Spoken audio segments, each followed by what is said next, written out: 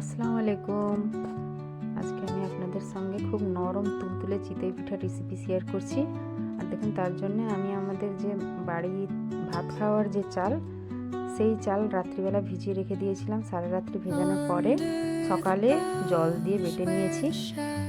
দেখুন, আর ওতে আমি 2 টেবিল চামচের মতো ভাত দিয়েছি, নর্মাল যে ভাত আমরা খাই সেটাই।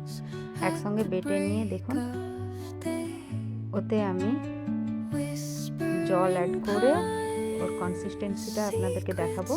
জাস্ট এমনি ঠান্ডা জলই অ্যাড করেছি, আর পরিমাণ মতো লবণ দিয়েছি, আর নারকেল কুচি দিয়েছি।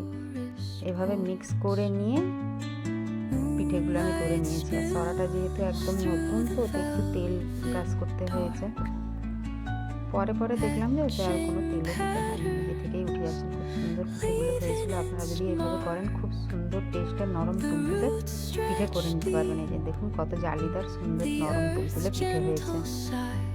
আর ওতে আর কিছুই দিতে হবে না, বেকিং সোডা, বেকিং পাউডার কিছুই দিতে হবে না।